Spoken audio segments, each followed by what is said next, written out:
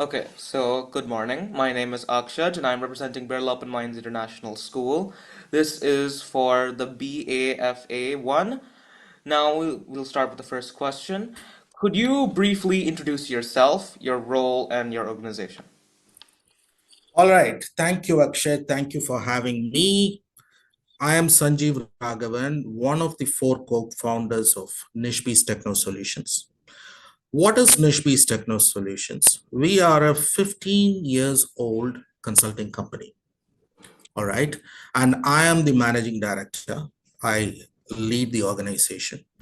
So what do we do typically is we have a market of manufacturing industries ranging from small, mid, and enterprise grade. And as you know, challenges never stop in a business. And that's where companies like us come in. So we have a lot of intellectual capital gained over years of experience. We use that, we use digital tools, combine both, and help customer solve their problems. That's what we predominantly do at a very basic level. Now, my vision as a leader is to make sure that we provide high quality consulting, yet very affordable. But every dollar that the customer invests on us, we want to make sure that they have an exponential outcome. Now, for this reason, we manage our company in different formats, but predominantly using frameworks, management frameworks, and that helps us, put a structure to the management, have consistency, and deliver desirable outcomes. So that's typically what we are. Yes, Akshay. Does that answer Now, your question? moving on to the second question. You explained how important organization is within your field of work. Now, how do you normally plan and organize your team's daily tasks or assignments? In this industry, Akshay, consulting industry, we have to manage in a two-form approach. What do I mean by that? We have knowledge workers, consultants. Some of the consultants would not be in projects, they would be in bench. That's what we call in this business. Some of the consultants would be in project. The way we manage the people on project is very different from the way we manage people on bench, right? So people who we claim to be on bench, they're not idle. They are there to build their business acumen, knowledge, skills, and whatnot till they are going to be deployed to another project. So that's a preparatory phase. We always sharpen the knowledge. Okay. For such people on who are on bench or idle or yet to be deployed on project, we use a framework to organize and plan their task and measure their progress called OKR. Okay. OKR is a framework. And for people who are on project, the way we plan and organize and manage tasks is using project management framework because they're on a project. So fundamentally, both have tasks, objectives, milestone deliveries, and measurement criterias, but the frameworks are different. Yeah. Of course. Now, you mentioned about OKR and how the framework is designed, but how do you use that framework to check or monitor these people's tasks? Well, if you want progress, let me put it this way. What you don't measure is a guesswork. That's not management, right? If we have our objectives communicated and people claim that they're working on it, but we do not have visibility, then that's a big problem. So all these frameworks, be it project management or OKR, have measurements. So in OKR, they're called check-in meetings. In project management, they are called project review meetings. These are events in these frameworks which will measure the estimated or the expected outcome versus the actual outcome. Sometimes they are aligned, sometimes they have gap. If there is gap, we guide and solve it so that they gain the speed. And these are the ways in which we measure tasks, Akshay. Of course. Now, when you no, the first thing you said was when the tasks aren't met, there are problems within the company. Could you share like a recent example of a challenge that popped up from the employees and how you managed to solve this problem? Well, businesses come with a bag of problems, a can of worms. Let me tell a typical challenge, which probably will be of use to you. And as you know that businesses perform well in very good economic conditions. And as you know, last few years, we are running a very bad economic climate, right? Of course. Now, management is all about flexibility or adaptability. If we are not adaptable to the microeconomic factors, we can't survive or sustain. So we are going through a phase. So a bad economic climate means typically companies, basically our customers, they don't have big budgets. They have probably one fourth of the budget that they might have when the economic condition is good. Now, can we say that I don't want that money? I will never adapt or be flexible. We can't say that. So we call this kind of a facing the challenge called survival tactic. So what is a survival tactic? Enter low, go low in your pricing, enter, deliver value, gain trust. When you do that, give yourself some time. And once we are able to consistently deliver value at a lower price, and when economic conditions slowly start shifting, we can always claim a higher grade pricing with time. Okay. We keep that as part of our contract. So we enter low and we discuss a higher price with a time period of 4 months. After 4 months or after 6 months or after a particular milestone, we slowly increase our pricing. So we have a very flexible pricing strategy that has helped us survive through this bad conditions, and we have a 20% year-on-year growth, though the business climate was low, because of aligning this pricing strategy to the market realities. Of course. Now you said that when the pricing was low, there would be like some problems and how difficult it is to adapt to the micro changes in the economy. Now, let's say that some of these changes are large, very significant changes that have high impact on the company. How do you normally motivate or guide team members to overcome the challenge and keep working accordingly? Well, interesting question, Akshay. See, I am a firm believer as a leader, even. I believe motivation is a psychological thing, it has to come from within.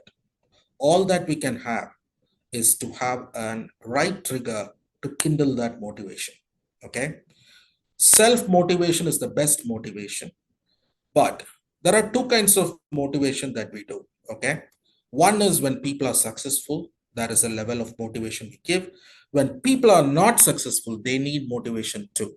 So, in case of adversities and people go through some successful, some not able to be successful, for successful people, it is all about recognizing them in meetings, sending emails, appreciating them, and reward them as part of the compensation plan when they do extremely well. That's how we motivate people who bring success or contribute to the organization. Now, people who are not able to contribute to the organization, they need motivation too. So we talk about people who have been successful have failed too. So failure is not a bad thing. So we tell them how to step from failure to success by guiding them.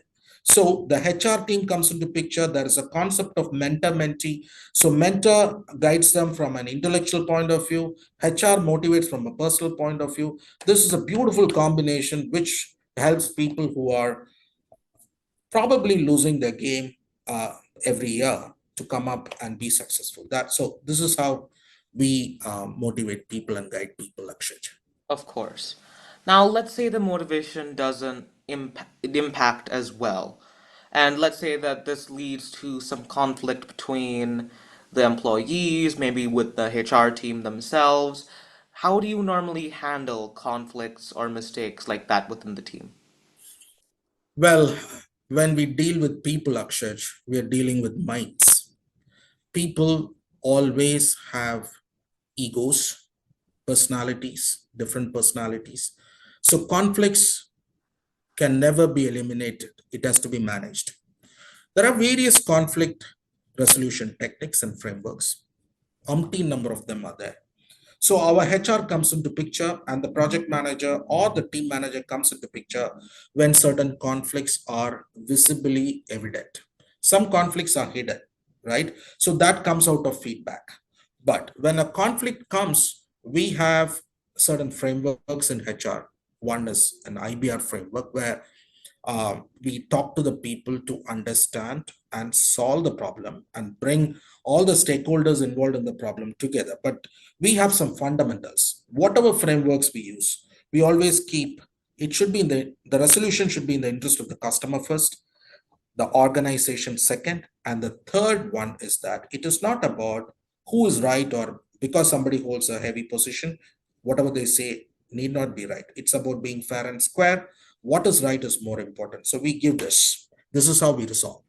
Of course. Now, regardless of the conflicts, I'm sure there have been some amazing achievements from your team side. Could you describe the achievement that you're most proud of? Well, if I have to say an achievement that I'm most proud of, I will not bring in business success numbers here. I would say the culture. Okay. Okay, let me say this. I think I have a beautiful example for you. Wealth grows when it is shared. Knowledge is wealth. So knowledge has to be shared. And typically in a consulting organization, knowledge is the intellectual capital. So big or small, young or old, senior or junior, cross learning is a culture that we have established. People share knowledge and it's become an integral part of this organization for 15 years, and that's the DNA.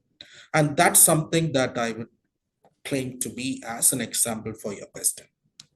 Of course. Now we're moving on to the last and final question.